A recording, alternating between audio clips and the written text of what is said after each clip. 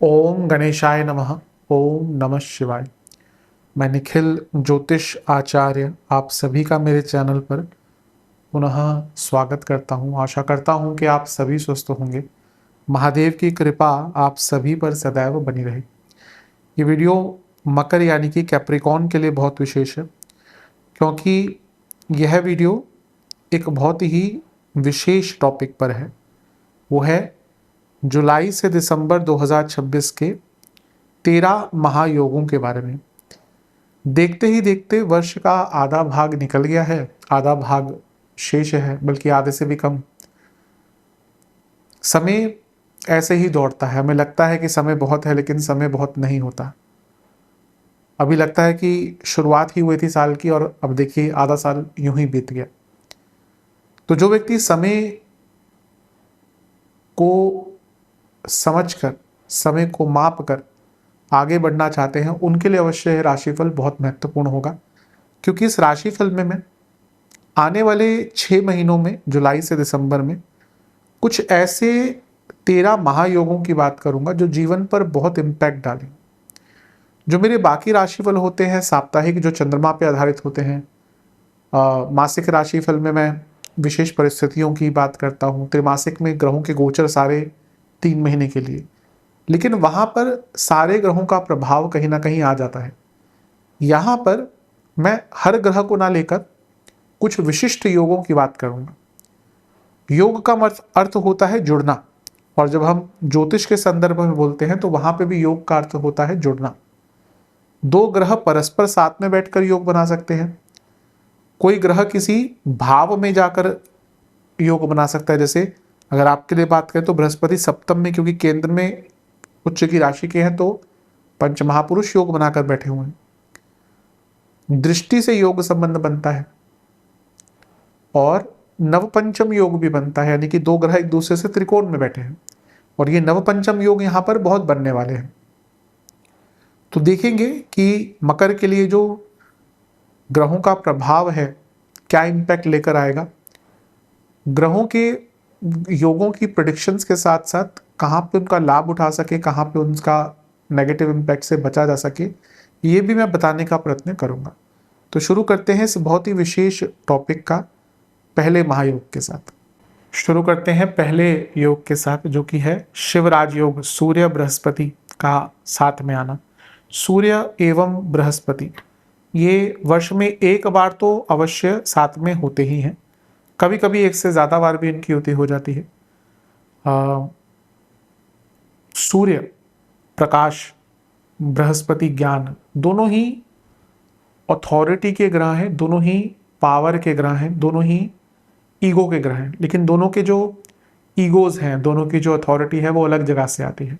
सूर्य की अथॉरिटी आती है पावर से, पद से, उम्र से, औहदे से। बृहस्पति की आती है ज्ञान से। अब इन दोनों में से किसका जो पावर है वो ज्यादा है, अथॉरिटी ज्यादा है, वो अलग अलग जगह पे होती है। जहां पे सूर्य की अथॉरिटी काम आती है वहां पे कभी कभी गुरु की नहीं आती, और गुरु के सामने तो हर कोई नतमस्तक हो जाता है। तो दोनों के एरियाज बहुत अलग हैं। लेकिन ये अवश्य बात है कि ये दोनों ग्रह अगर किसी की कुंडली में साथ में है तो व्यक्ति ज्ञानी होगा, अनटिल की केतु का प्रभाव नहीं आ गया या वक्री कोई ग्रह नहीं बैठ गया। बहुत ज्ञानी होते हैं, लेकिन ऐसे लोग बहुत अभिमानी होते हैं। ये कहना कि बृहस्पति ज्ञान केवल देते हैं गलत है। बृहस्पति अभिमान, ईगो बहुत देते हैं।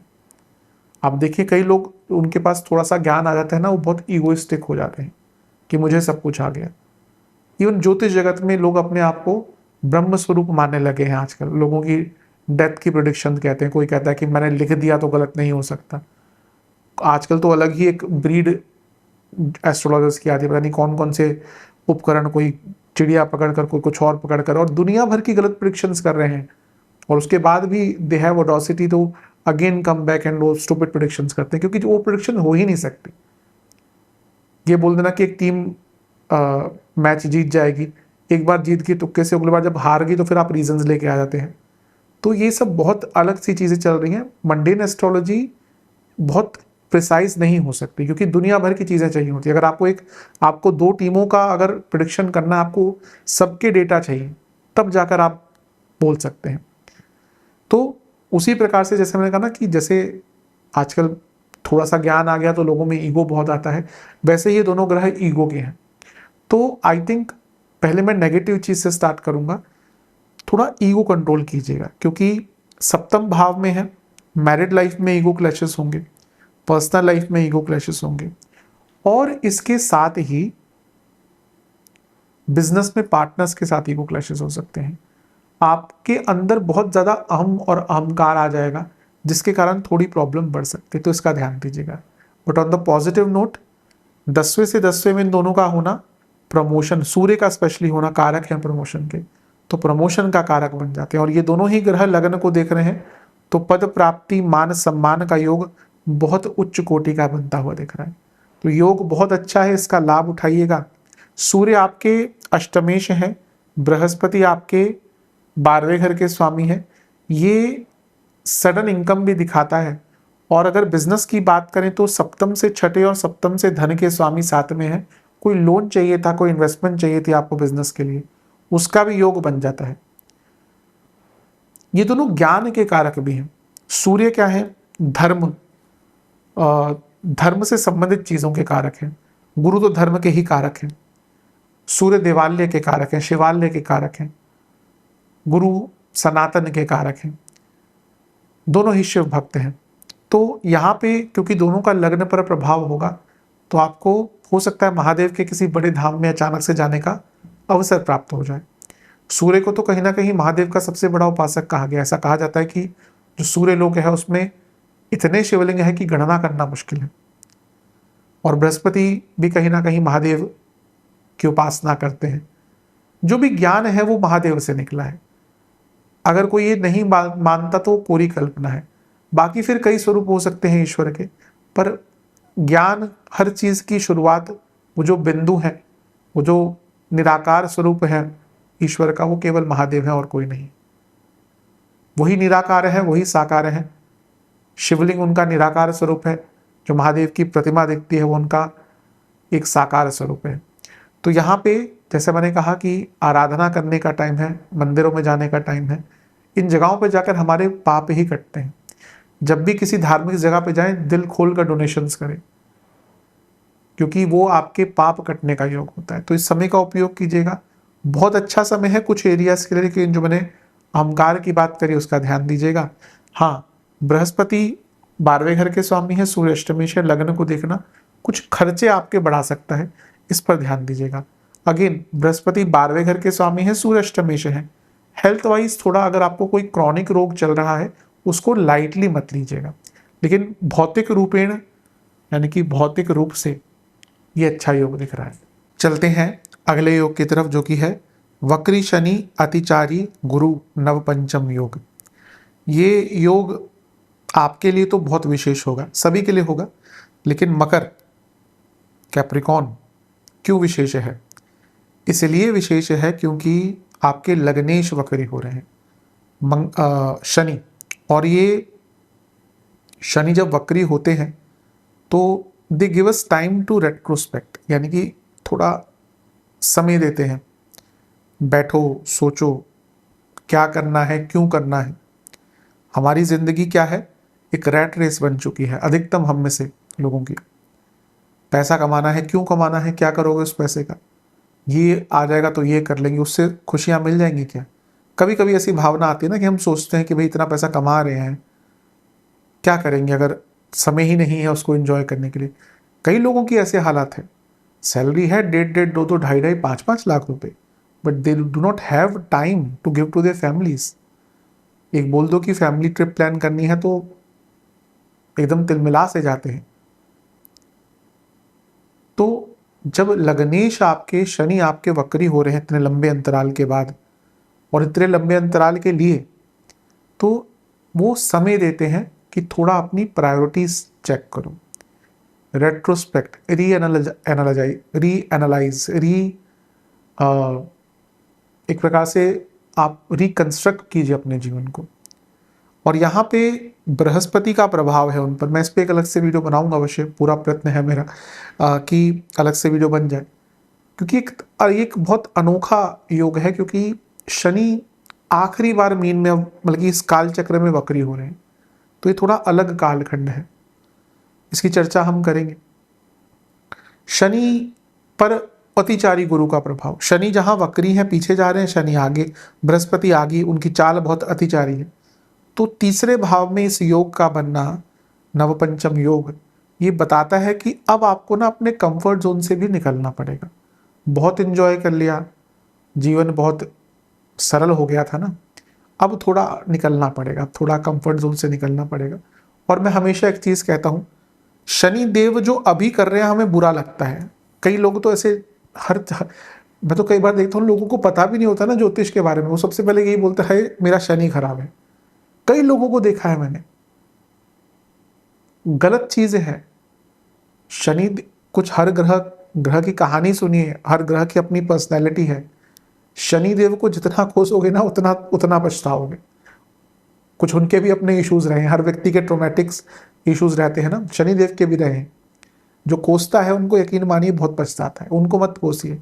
वो तो केवल आपको आपके कर्मों के फल देने आए हैं, और ये है कि वो फल कर्मों के हमें जरूरी है कि इसी जन्म के लिए, वो उनका लेखा जोखा होगा, हमारे स्तर से ऊपर की बात है वो।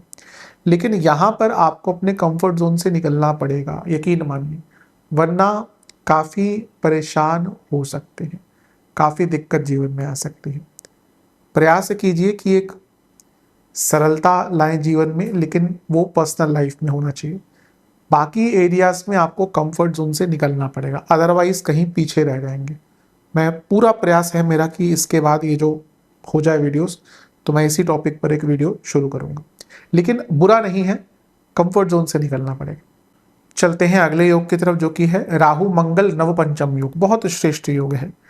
केवल मंगल की ही अगर बात कर ले तो यहाँ पे मंगल तो आपके लिए बहुत अच्छा योग बना रहे हैं, क्योंकि छठे भाव में आ रहे हैं जो उनका एक प्रिय स्थान है, और ये शत्रुहंता योग बन रहा है।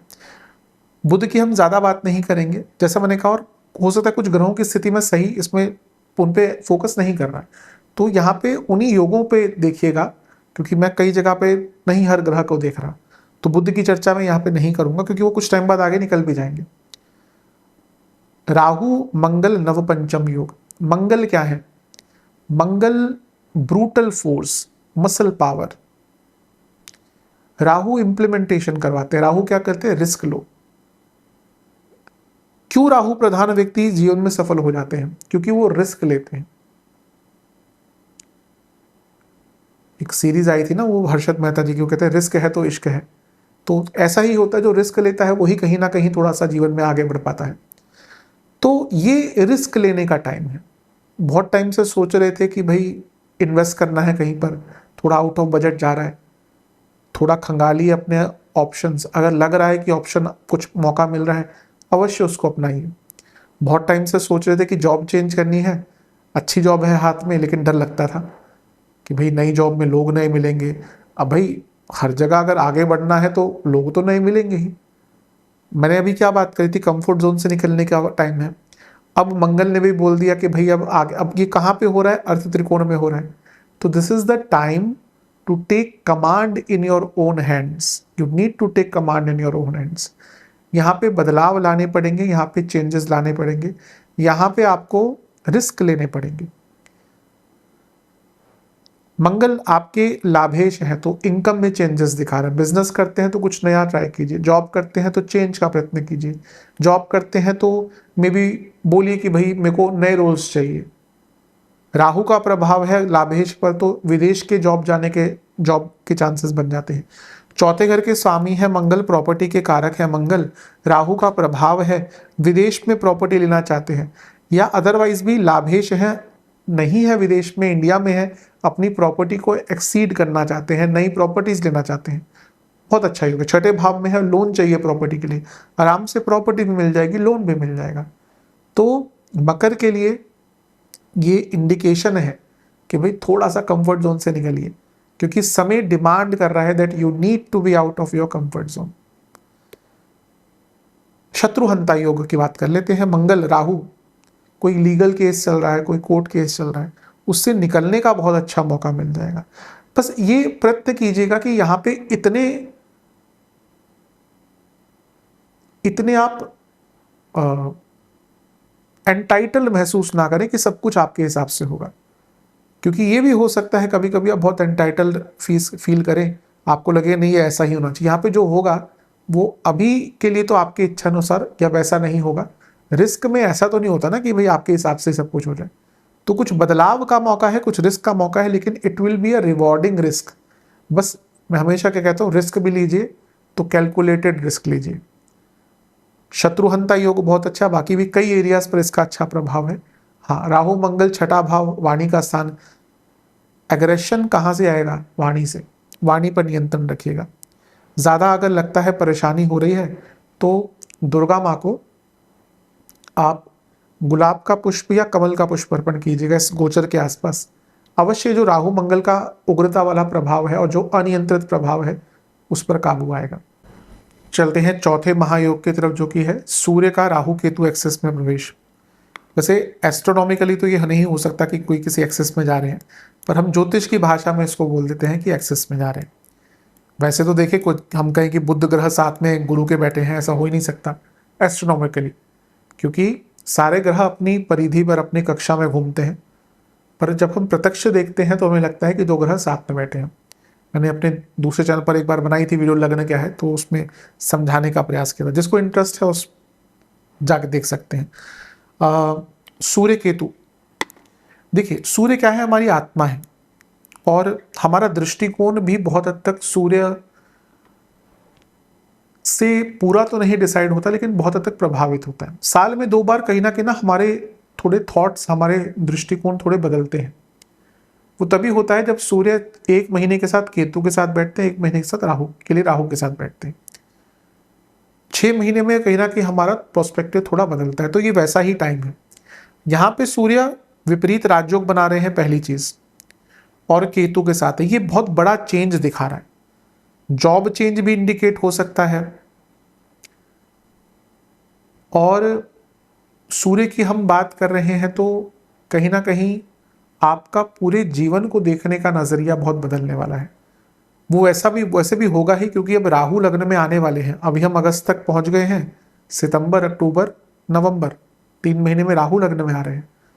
राहु अब जहां देखिए, यही ग्रहों का ना बहुत खेल होता है। अब केतु आपके अष्टम में बैठकर 2025 मई से आपको वैराग्य की एक परिकाष्ठता तक ले गए थे। अब राहु आने वाले हैं लगन में, तो चीजों को बहुत बदल देंगे। अब आपको लगेगा कि नहीं, I am missing out on many things. ग्रहों का खेल यही होता है। और सबसे मायावी ग्रह कौन सा है? राहु। वो आपको ना, आजकल के बच्चे बहुत एक यूज करते हैं term FOMO, fear of missing out. सबसे ज्यादा कोई ग्रह अगर आपको फोमो में डाल सकता है वो है राहु।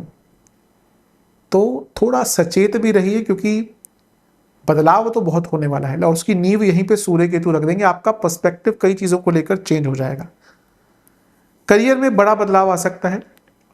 सेहत का ध्यान दीजिएगा, क्योंकि अष्टमेश केतु के साथ थोड़े हेल्थ इश्यूज दे सकते हैं। बोन्स की प्रॉब्लम, नेत्र विकार, एसिडिटी की प्रॉब्लम, सडन इन्फेक्शंस, बॉसेस से बहुत दिक्कत होगी। अष्टम में सूर्य केतु, बॉसेस बहुत परेशान करने वाले हैं, तो उसका ध्यान रखिएगा।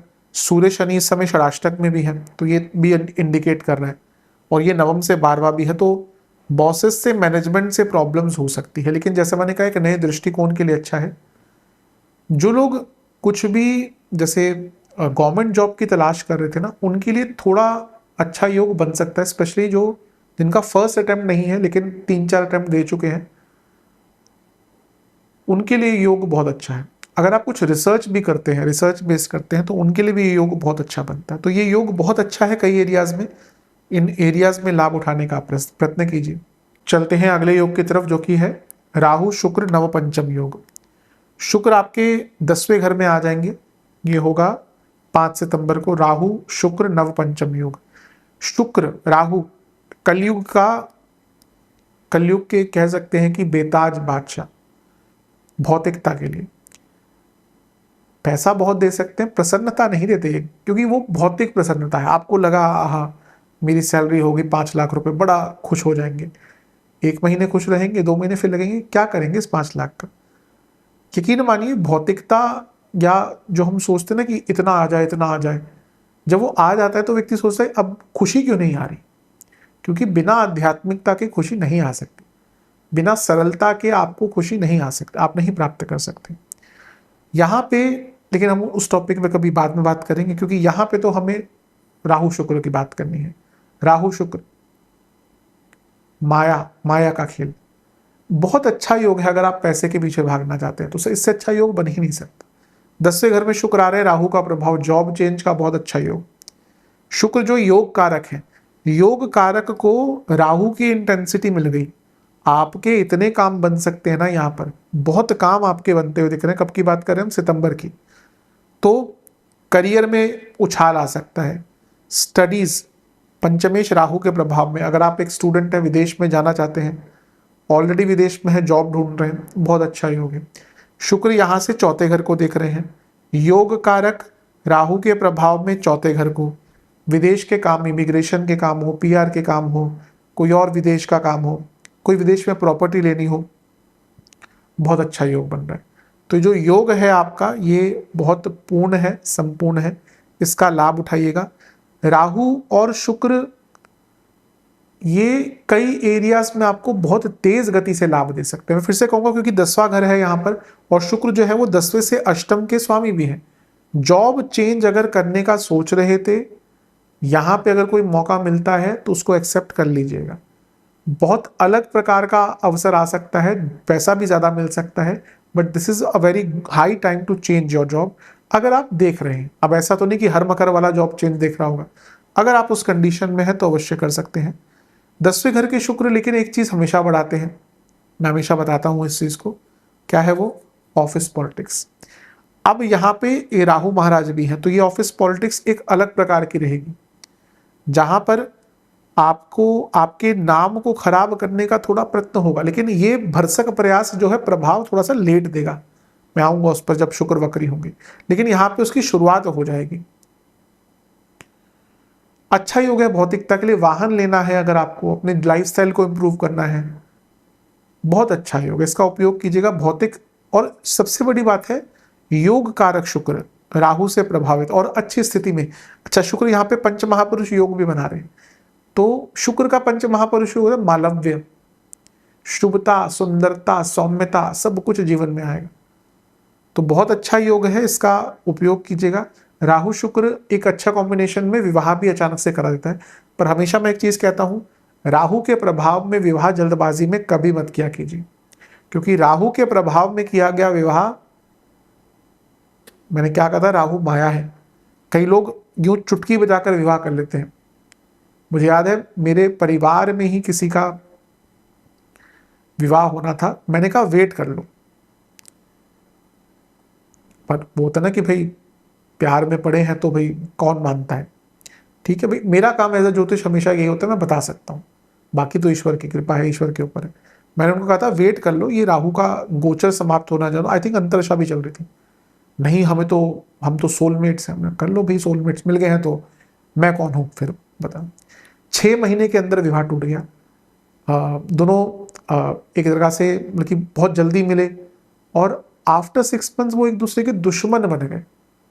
यकीन मानिए ऐसी स्थिति हो जाती है राहु के कारण। इसलिए कहता हूँ राहु के पीरियड में इंस्टेंट, अगर ऑलरेडी चल रहा है रिलेशनशिप अलग बात है, पर राहु के प्रभाव में अगर आपको कोई व्यक्ति मिला है, क्योंकि वो व्यक्ति ही माया है, वो व्यक्ति ही छलावा है, वो आपको वो फेस प्रेजेंट कर रहा है जो आप देखना चाहते हैं।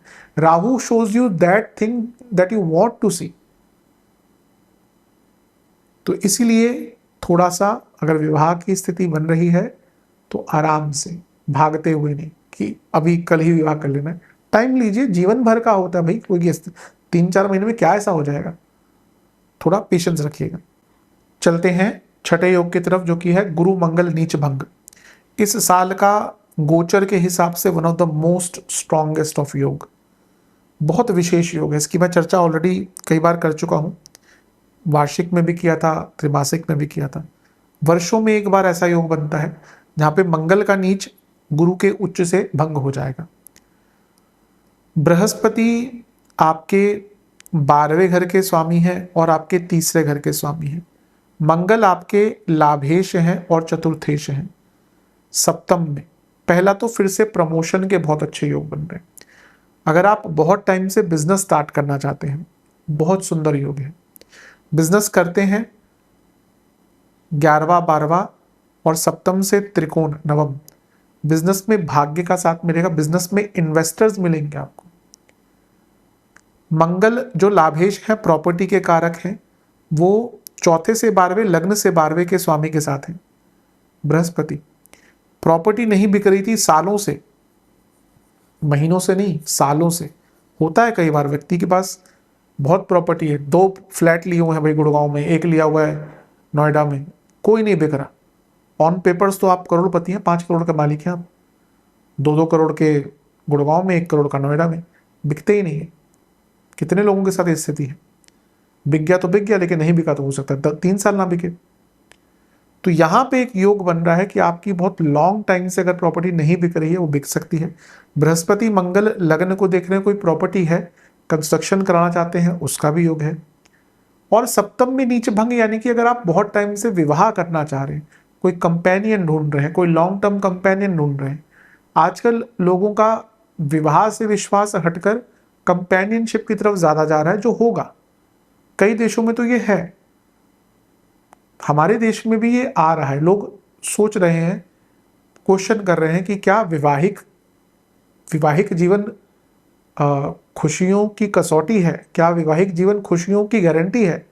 कई लोग आज क्वेश्चन करते हैं, क्योंकि वो देख रहे हैं कि जो विवाहित हैं उनमें से बहुत लोग खुश नहीं हैं। तो is it better to have a companion और is it better to have a life partner?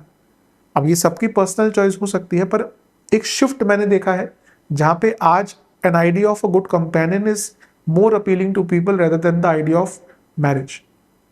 और ये मैं कई बार बोलता हूं कि the idea of marriage in the institute of marriage, अगर हमने उसको सेव नहीं किया, क्योंकि आज वो स्थिति वैसी नहीं रही, कई चीजें हैं, कई ऐसे एरियाज हैं जिसके कारण वो आज एक पवित्र रिश्ता नहीं रहा।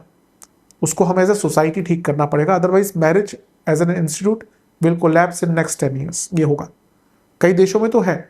मैं एक बार चर्चा भी करी थी, यूरोप में 1-2 देश हैं जहाँ पे दे गेट मैरिड, अपना कॉन्ट्रैक्ट बनाते हैं और अलग अलग रहते हैं, दे आर वेरी हैप्पी। क्योंकि हम सबकी एक जो पर्सनैलिटी है वो बदल रही है। ठीक है, वो चर्चा नहीं करेंगे, हम बातें कर, आप एक कंपेनियन ढूंढ रहे, एक पार्टनर ढूंढ रहे, लाइफ पार्टनर ढूंढ रहे, बहुत अच्छा योग है।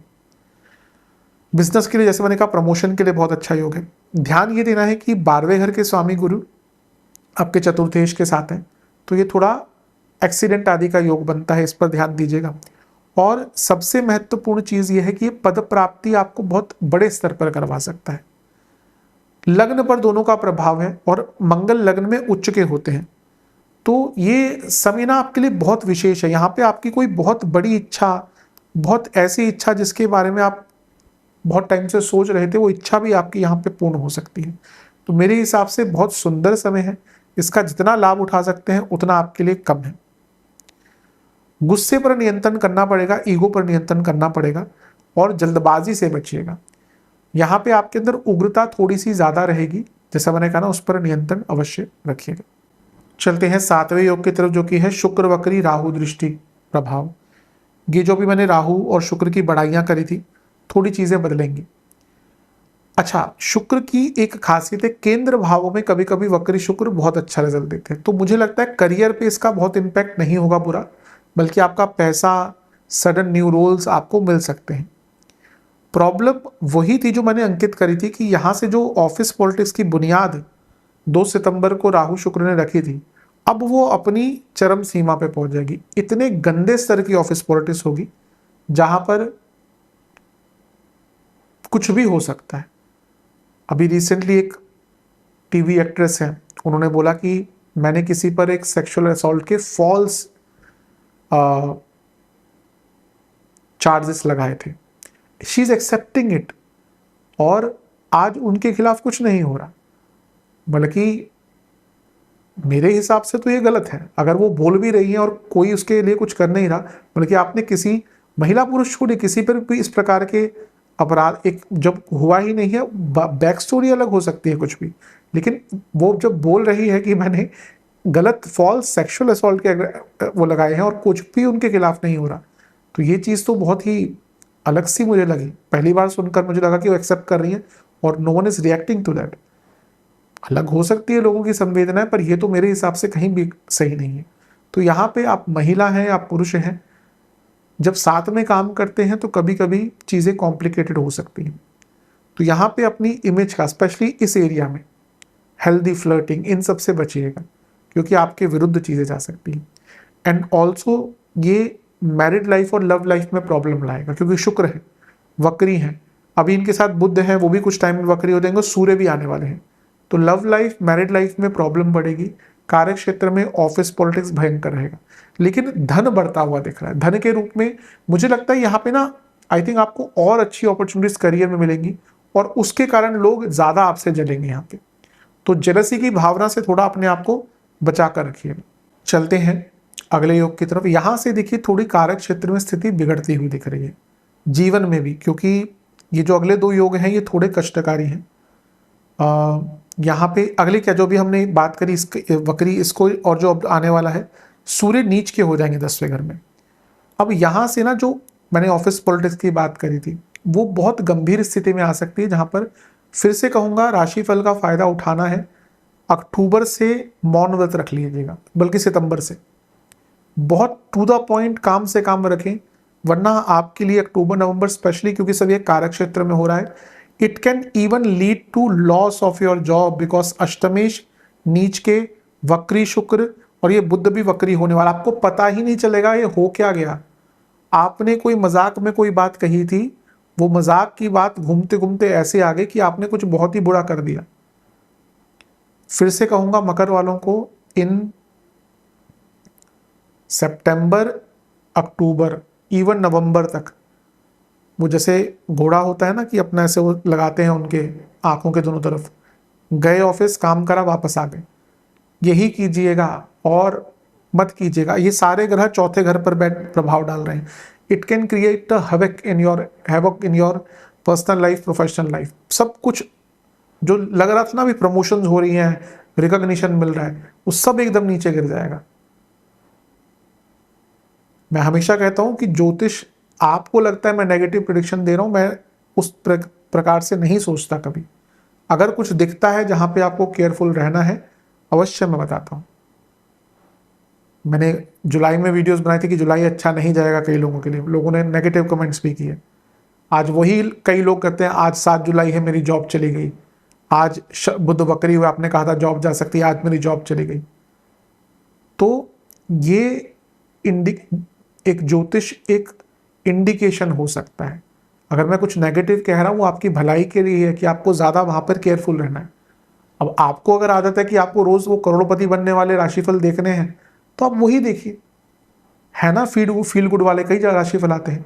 लेकिन यहाँ पे अगर आप मेरा राशिफल देख रहे हैं और आप मेरे व्यूअर हैं, मैं कहूँगा आपको सितंबर, ज़्यादातर तो मैं कहूँ अक्टूबर नवंबर, be very careful in your कार्य क्षेत्र। चौथा भाव प्रभावित है, झूठे आरोप, इमेज पर प्रहार, और यहाँ पे आपके घर में चोरी भी हो सकती है। आपके कोई व्हीकल चोरी हो गई, घर में कोई चोरी हो गई, डॉक्यूमेंट्स चोरी हो गई, बहुत केयरफुल रहेगा। इस सूर्य का यहाँ पे आना प्रतिष्ठा को खराब करता है, पद प्रतिष्ठा खराब हो सकती है। सूर्य ही तो आपकी प्रतिष्ठा है। कुंडली में सूर्य आपकी पद प्रतिष्ठा, आपका मान सम्मान दिखाते हैं। किसी के लग्न में सूर्य हो और वो आपके घर आए और आपने उसका आदर सत्कार नहीं किया, देख लीजिएगा वो आपके घर वापस नहीं आएगा।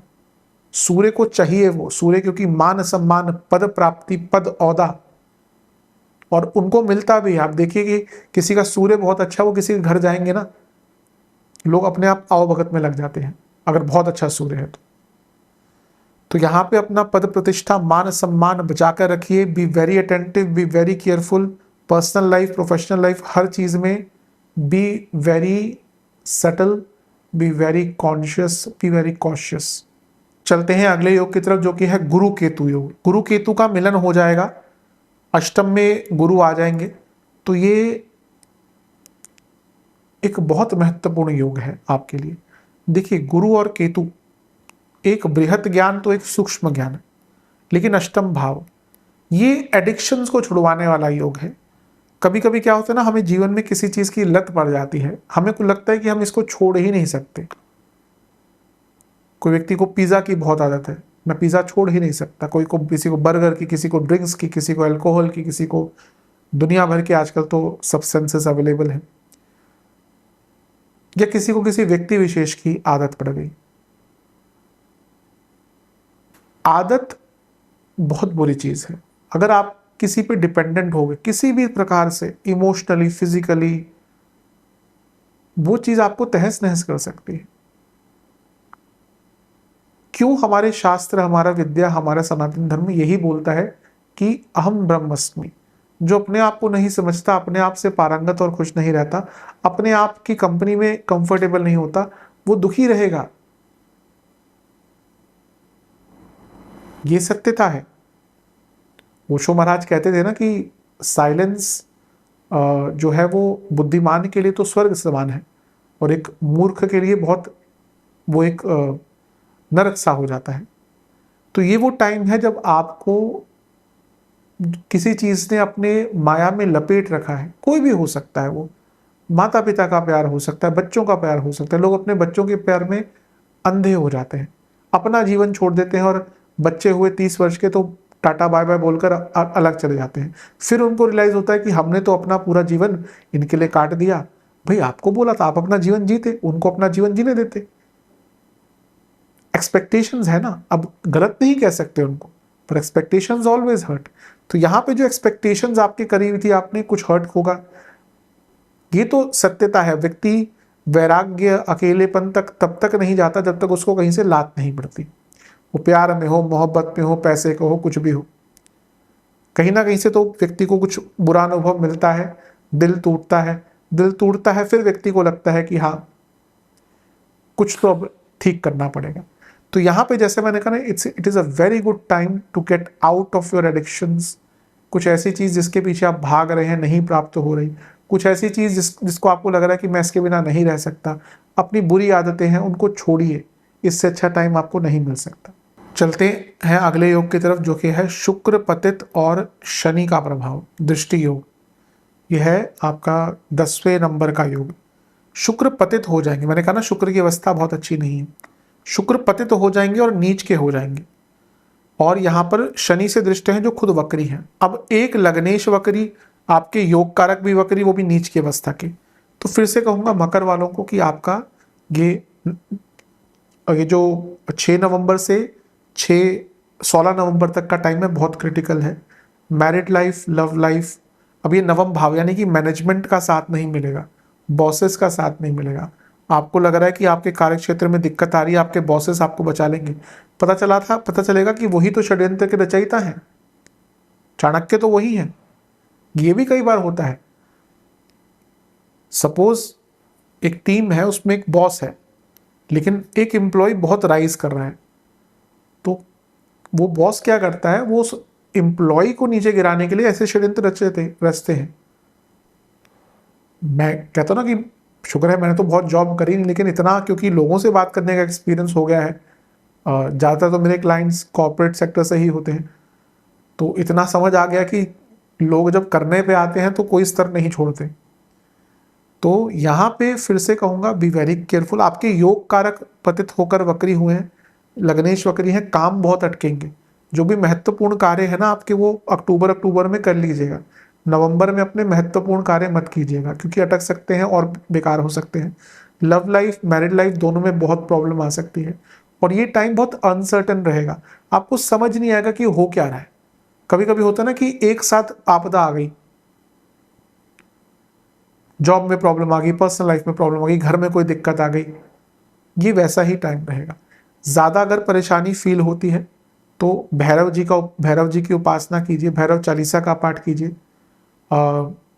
ओम बटुक भैरवाय नमः मंत्र का जाप कर सकते हैं। यहाँ पे हनुमान बाहुक का पाठ कीजिए, और अगर ज़्यादा कष्ट आ रहे हैं तो एक बार हनुमान जी को चोला चढ़ा दीजिएगा पंडित जी को बोलकर, तो ये थोड़ा लाभप्रद रहेगा।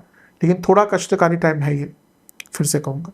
चलते हैं अगले योग की तरफ, जो कि है अंगारक योग प्लस गुरु। मंगल का परिवर्तन हो जाएगा 12 नवंबर को, तो ये अंगारक दोष बन गया, मंगल केतु, लेकिन गुरु भी साथ में है।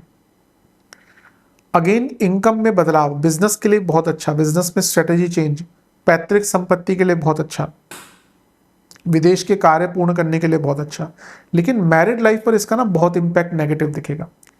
मंगल अष्टम के सबसे स्ट्रॉन्ग मंगल दोष, केतु गुरु जो 12वें घर के स्वामी हैं, जिनका मैरिड लाइफ उस कगार पे थी ना कि कल डाइवोर्स हो जाए, कल हो जाए, शायद यहाँ पे अब इसके आगे वो संभावना नहीं बचेगी कि आप रिकंसिलिएट कर पाए। तो आई थिंक मैरिड लाइफ पर इसका बहुत नेगेटिव इम्पैक्ट पड़ सकता है। और ऊपर से क्योंकि सारे ग्रह अष्टम में और मारक भाव पर प्रभाव है और अभी भी आपके लग्नेश वक्री हैं, तो यहाँ पे थोड़ा सडन एक्सीडेंट, इंजरीज, सेहत की प्रॉब्लम भी दिख रही है। मंगल केतु अष्टम में कभी कभी सर्जरीज अचानक से करानी पड़ जाती है, तो यहाँ पे इस एरिया में थोड़ा सा केयरफुल रहिएगा। चलते हैं अगले योग की तरफ जो कि है केतु शनि नवपंचम योग। आपके लिए एक बहुत ही विशिष्ट योग बन रहा है जो कि केतु का सप्तम में आना। राहु पे मैं चर्चा नहीं करूंगा क्योंकि मैं शनि केतु के प्रभाव की चर्चा ज़्यादा करना चाहता हूँ।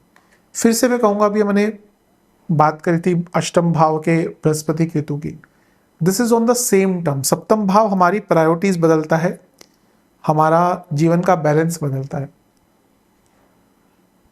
जब सप्तम में केतु आते हैं ना, तो व्यक्ति को लगता है कि मैं जिस चीज के पीछे इतना भाग रहा था शायद वो आवश्यकता नहीं है अब। उसके जीवन की रूपरेखा, आधार, विचार, स्वभाव सब बदलना शुरू हो जाता है। केतु लग्न में आते हैं तो वो सब कुछ छोड़ देता है, लेकिन यहाँ पे राहु लग्न में आ रहे हैं तो ऐसा नहीं कि आप सब कुछ छोड़ देंगे, अब आप फिल्टर आउट करना शुरू कर देंगे कि भाई ये दोस्त मुझे बहुत पसंद है लेकिन मुझे टाइम नहीं देता, ठीक है टाइम नहीं देता तो मैं टाइम नहीं दूंगा या नहीं दूंगी। मेरे रिलेटिव्स हैं टाइम नहीं देते तो अब आप टाइम नहीं देंगे उनको। यानी कि जो चीज़ आपको लग रही थी कि भाई आप उसके बिना रह नहीं सकते, वो चीज़ प्राप्त होगी। सप्तम के राहु केतु, सप्तम के केतु और सप्तम से नवम में शनि, नवपंचम योग बन रहा है। ये अपने आप में अंकित कर रहा है कि ये समय बहुत श्रेष्ठ नहीं है मैरिड लाइफ के लिए। मैरिड लाइफ में बहुत प्रॉब्लम्स आ सकती हैं, लेकिन it can also give a karmic connection to those people who are looking for something stable, और not stable but something a soul connection जिसको हम कहते हैं। यकीन मानिए, अगर सच में कोई लोग एक कार्मिक पार्टनर का योग लेकर आते हैं कुंडली में, वो वही होते हैं जिनका चंद्रमा, शुक्र, लग्न, लग्नेश ये राहु केतु के प्रभाव में होते हैं। They have the potency to find a karmic partner. अधिकतम आप जो लोग आसपास पाएंगे ना जो मैरिड हैं, दे आर नॉट कार्मिक, वो नीड है। प्यार बोल देते हैं, नीड है, अधिकतम नीड है। ठीक है, कुछ लोगों को कटु रख सकता है, नीड है विच दे कॉल एज लव। अधिकतम नीड होती है कि एक दूसरे के साथ रहना है, एक दूसरे अकेले नहीं रह सकते। कार्मिक कनेक्शन होता है जब आप सोच लिया कि भैया मुझे अकेले रहने में कोई प्रॉब्लम नहीं है, वहां पे आपके जीवन में कोई ऐसा व्यक्ति आ गया जो आपको लगेगा कि मैं इसके बिना रह नहीं, और एकदम ऑपोजिट, एकदम ऐसे सर्कमस्टांसेस में जब आपने एक्सपेक्ट ही नहीं किया होगा, वो होता है कार्मिक कनेक्शन। असल प्यार तो महादेव का था ना, जिन्होंने कितने सदियां बिता दी माता के इंतजार में, वो होता है प्यार। तो ये जो एक आज के टाइम में जो नीड वाला प्यार होता है ना, जिसको हम बोल देते हैं, वैसा नहीं। पर अगर आप वेट कर रहे थे कि भाई कोई कार्मिक कनेक्शन, कोई ऐसा व्यक्ति आए जो आपके जैसे फिल्मी लाइन है ना, रूह को छू जाए, यानी कि एक इंटेलेक्चुअल, एक स्पिरिचुअल कनेक्शन बन जाए, वो ही कनेक्शन होता है जो आपको जीवन पर्यंत आपके साथ चल सकता है। अदरवाइज आप देखिए अधिकतम couples why they are not happy, because वो स्पिरिचुअल कनेक्शन नहीं होता। वो शुरू में सब बहुत अच्छा लगता है, लेकिन फिर बाद में वो सारी चीजें नीरस हो जाती है, एक दूसरे से बात करने को नहीं होता कुछ।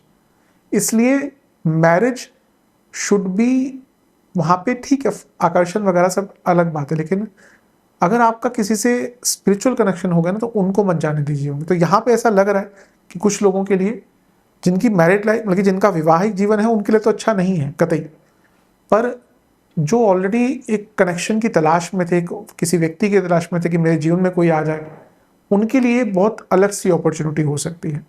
यही खेल है ग्रहों का कि एक जगह पे वो मैरिज तोड़वा रहे हैं और एक जगह पर एक व्यक्ति को कार्मिक कनेक्शन दे रहे हैं। यही ग्रहों का प्रभाव, देश काल परिस्थिति से चीजों में बदल जाता है प्रभाव। चलते हैं अगले योग की तरफ, जो कि है आखिरी योग, वक्री गुरु मंगल। गुरु वक्री हो जाएंगे 13 दिसंबर को।